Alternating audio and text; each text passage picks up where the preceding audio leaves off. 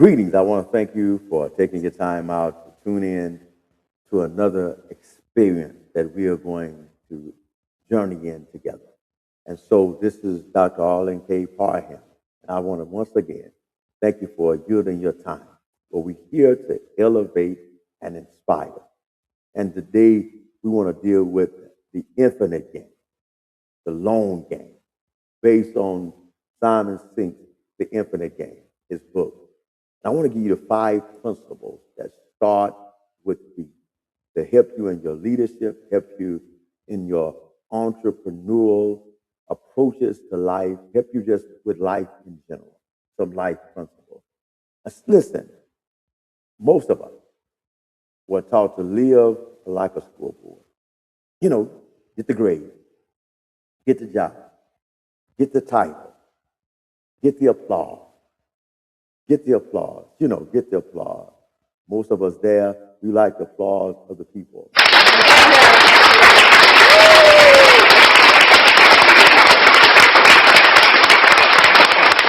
Get all of it before someone in your circle, or someone from your high school, or someone from your college class does something more impressive than we did. But Simon Sink's idea is the infinite game, is that leadership and meaningful work do not operate like a short match in a final whistle. They operate more like a road, a long calling, a long responsibility. The goal is not just to merely win now. The goal is to keep going in a way that matters. So the next few minutes, I want to give you 5 principles, all starting with the letter B, that can help you and me to live our best life, to stop living a short-term trophy and start building a life that is impactful. Because if your whole purpose is to look successful for a quarter of your life, that's very expensive price to pay for shadow living. So let's look at it. Let's talk about this fame, let's frame this thing, put it in a frame so you can get an understanding. Finite versus infinite. A finite game, with the known players, the fixed rules, and a clear ending. One team wins, one team loses, and everybody goes home. That works in football, basketball, baseball, even track, but it does not work in your life. Life is an infinite game. Leadership is an infinite game. Family is an infinite game. Character, who you are when nobody's watching, is an infinite game. The players change, the conditions change, but the result and the rules shift. And the real question is not, did you beat everyone this week? The real question is, are you becoming the kind of person that can play with integrity, courage, and purpose? See, listen. The finite mindset asks, how do I look? And I'm hoping I look good right now. An infinite mindset asks, how do I live in a way that still matters later? One is obsessed with the scoreboard. The other is guided by this moral, this spiritual compass. And if you have ever chased after or looked for the scoreboard long enough, you learn something painful. Numbers can rise while your soul quietly shrinks. So let's get to the principles. Let's get to the principles today. As we look at the infinite mindset, we want to get to that first principle, which is believe. Believe, believe, believe. Say it with me. Believe. If you don't believe in a cause that is bigger than your comfort, you will spend your life negotiating with laziness, fear, and distraction. We need a reason to keep going that is deeper than applause and stronger than convenience. Listen, Read the book. Think calls this just cause, a vision of our future that does not exist, but it should. In everyday life, that means asking, what am I actually trying to build? What kind of person am I trying to become? What good do I want my life to leave behind? And all of us, I don't want to leave a legacy for other people to be able to inspire, to follow, to be that good example. Here's my advisement to you. Choose a purpose that can guide your decision when your feelings are unreliable. See, listen. Because your feelings, they are wonderful servants, but they're terrible landlords.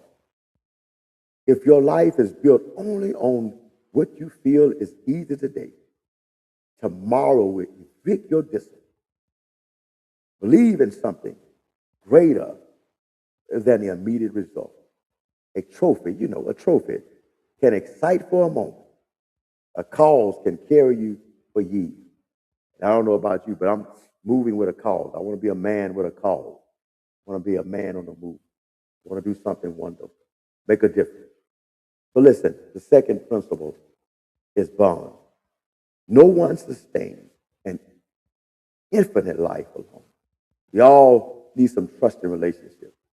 People whom we can be honest with, saved, challenged by, and strengthened. Think emphasizes that trusting teams because people do their best work where they feel secure enough to tell the truth and their human nature, their humanality, their humanness can admit that I have some weakness. Here's my advice to you. Be a relationship where truth is safer than pretending. See, some people have a team around them, but they don't trust them. And that's not a bond. That is just a group project with better clothes on. So a real bond means you stop performing. Stop performing your strength at all the time. You don't have to be at your strength at all the time. You learn. You listen. You learn to apologize when you make mistakes. You learn to encourage those around you. You learn that maturity is not so proving you need no one. That's not the proof of maturity. Maturity is becoming trustworthy enough that others can stand with you. And all about you, but I would love for others to stand with me in the challenge to make a difference, to become better, and make a difference in the world that we live in, to make my community better, through leadership, through entrepreneurship, through just being a better man each and every day, a better person each and every day. Principle number 3, the benchmark. In an infinite game, your rival is not merely someone to beat.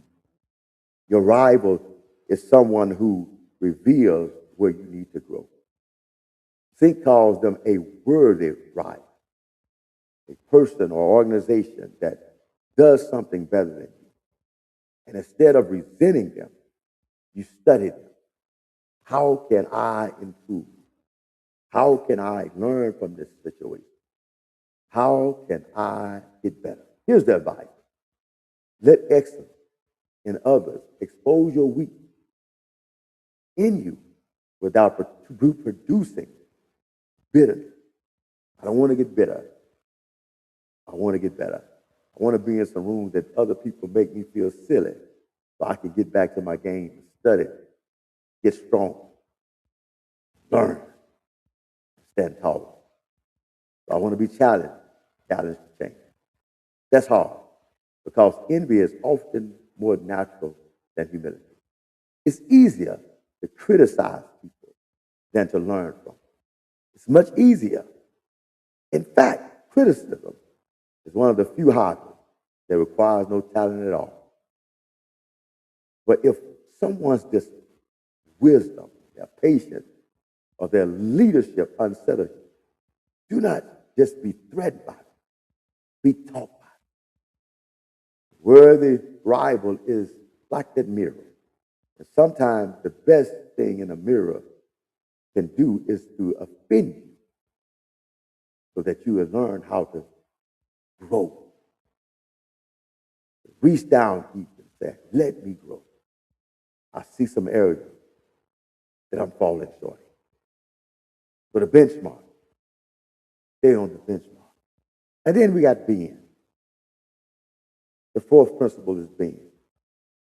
If you're committed to the cause, you must be willing to change the method.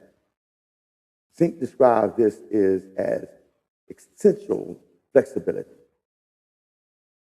the ability to make significant changes when your current path no longer serves your deeper purpose. Here's the advisement that I'd like to share with you. Hold your purpose firm, but hold your strategy loosely. Some people are not faithful to the mission. They are faithful to their habits. That old saying, habits can make or break you. And so we got to be willing to evaluate the landscape of the habits in our life. Listen, the bamboo survives storms, not because it's weak, but because it bends without breaking. In life, stubbornness is most often mistaken for strength. But sometimes, real strength is the humility to admit the approach is no longer working, and I need to change. I need to change. That's what a strength really is, when you can admit that what I'm doing is not working. It's time for a change. If your method never changes, then your ego may be in charge, not your purpose. So listen up. Principle, be brave. Be brave. Be brave. The fifth principle is be brave. Courage to lead does not always look dramatic. It often looks quiet. It looks like telling the truth when it costs you something. It looks like making the right decision before it becomes the popular one. It looks like protecting people over appearance and character over convenience. Here's my advice. Take the next right step, not just any step, but the next right step, even when it does not come with immediate reward. Because bravery is rarely glamorous in the moment. Usually, it just feels uncomfortable, expensive, and strangely lonely. But take that right step. But the people who shape the future are not always the loudest people in the room. Very often, they are simply the people who refuse to betray what they knew or what they know is right. And as I get ready to finish this time that we shared together, the challenge. So here's the challenge. Here's the challenge. Listen up. Lean in. Here's the challenge. Believe in a cause bigger than your comfort. Bond with people who make truth possible. Benchmark yourself against worthy rivals. Bend when the mission requires change. Be brave when the right path feels costly.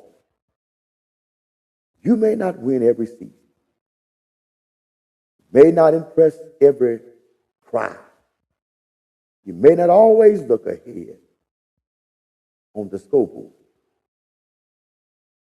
But if you live purpose, build trust, learn humble, adapt wise, lead courageous, then you are playing the better game in this playing field called life. So hang in there.